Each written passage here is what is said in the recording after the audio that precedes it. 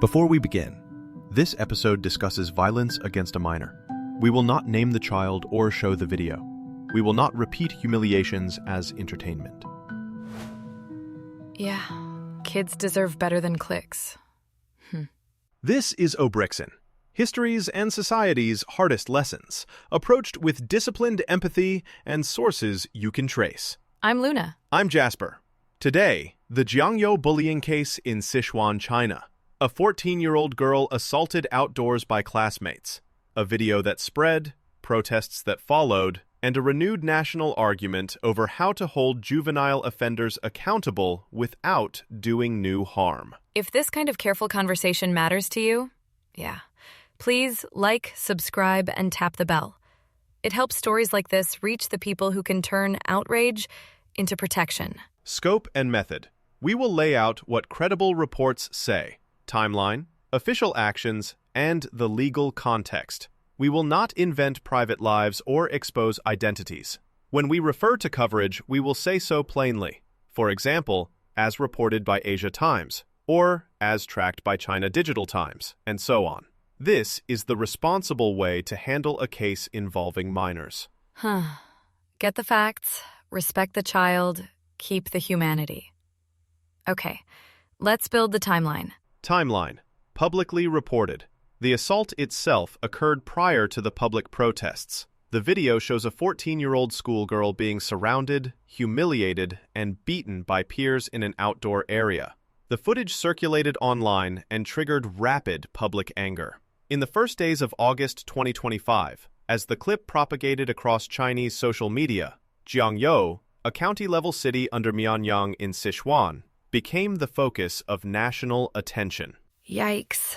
A school uniform, a courtyard, the wrong kind of after class. Phew.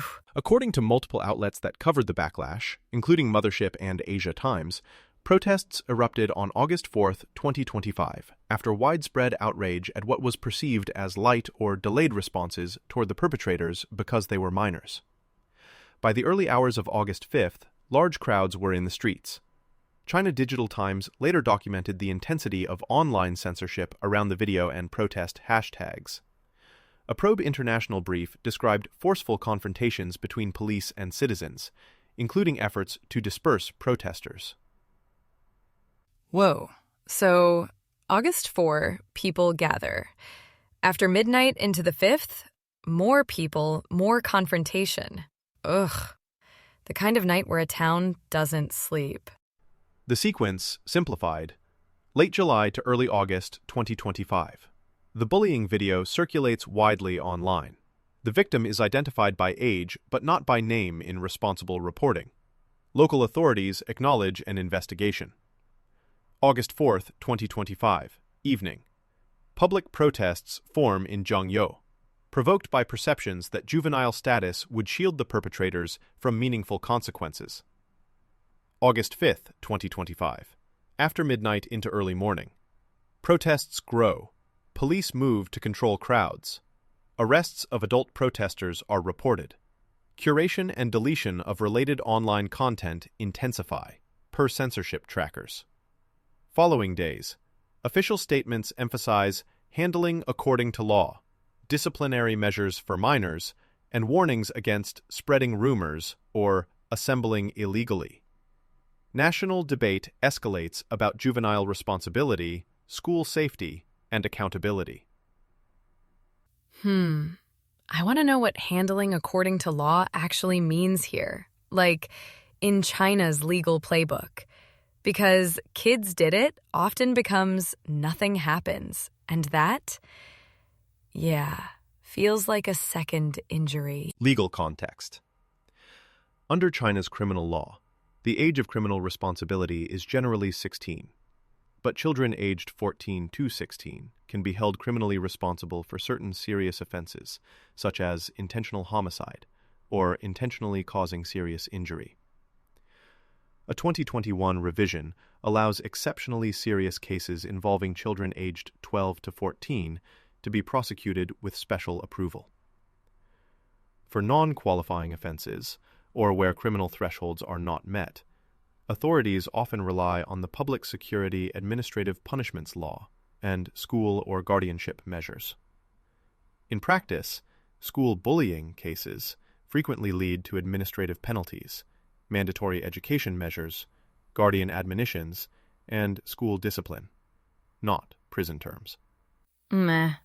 So the law has teeth, but only if the injury is classified as serious in a technical way, or if certain crimes are triggered.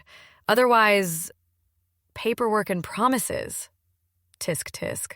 It's also standard, in cases with minors, to emphasize education first.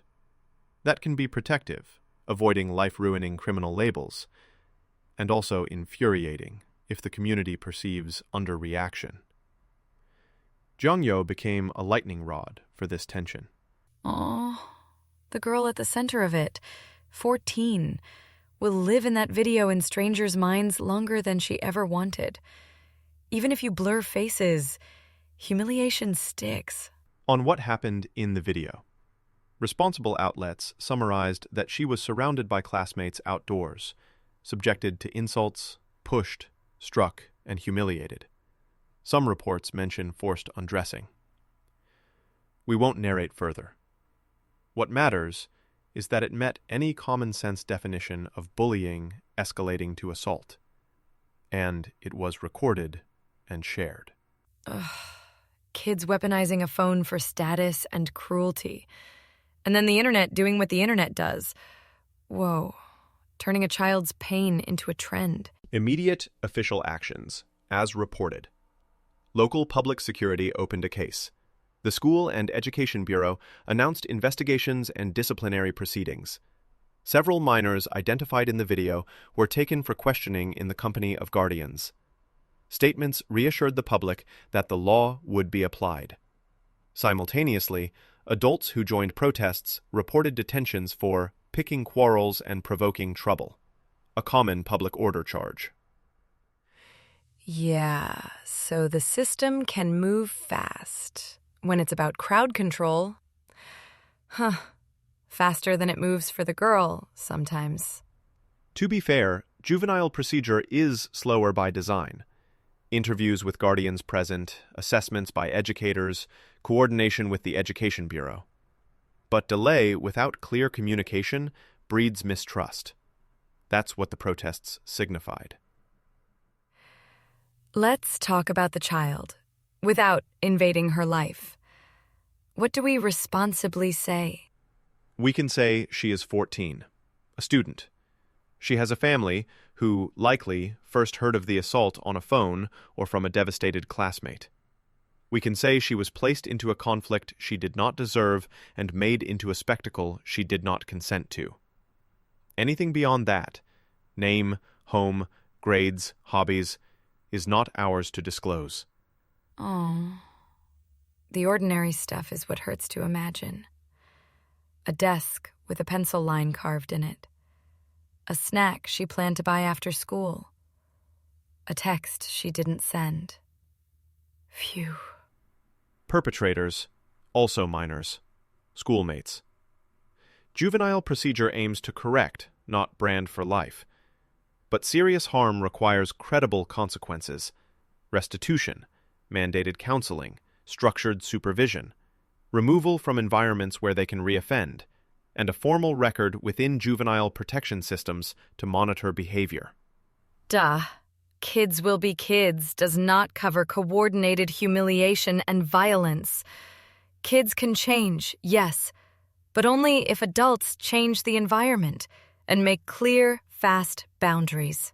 Why do such cases explode? 4 reasons. 1. The video. Visceral evidence eliminates deniability. 2. The age.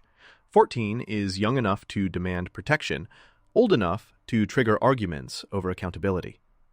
3. The setting.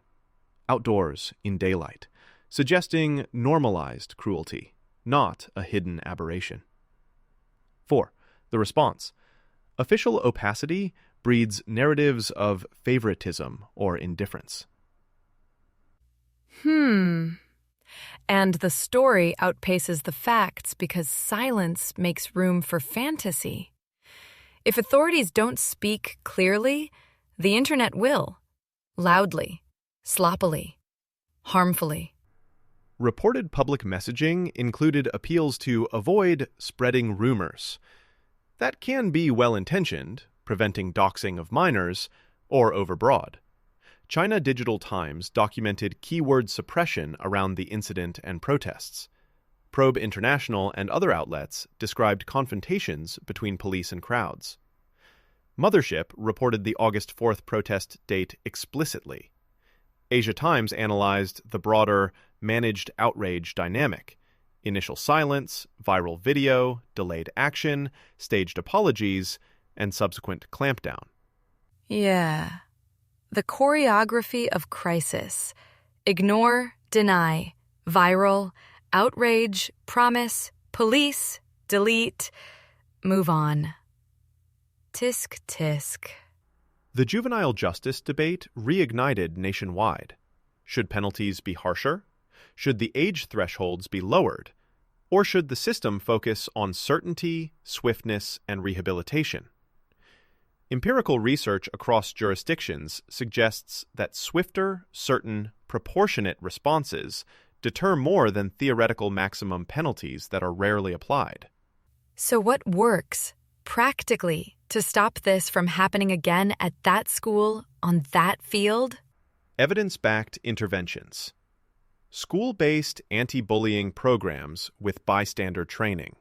Students learn how to interrupt safely and seek adult help without becoming targets. Clear, rapid consequence ladders for aggression.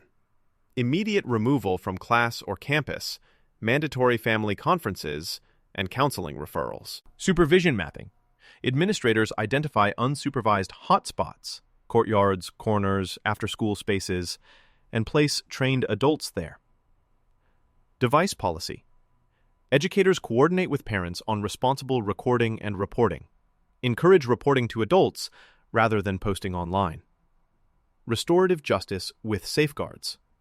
Structured accountability sessions only after the victim's safety is guaranteed, led by trained facilitators, not improvised apologies under pressure.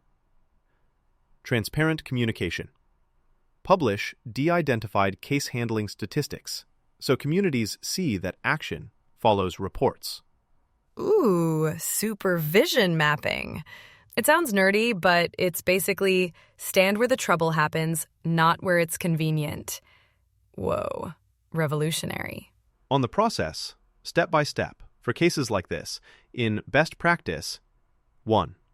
Immediate safety. Separate the victim. Notify guardians.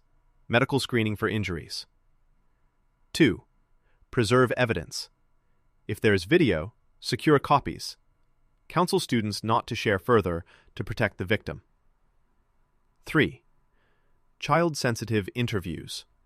Train staff, minimal repetitions, no leading questions. 4. Administrative actions.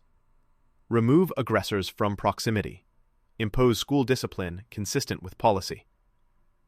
5. Legal referral. Public security assesses whether conduct meets criminal or administrative thresholds. If juveniles are below criminal responsibility, administrative penalties and mandated education are applied. Guardians may be admonished. 6. Support plan. Counseling for the victim.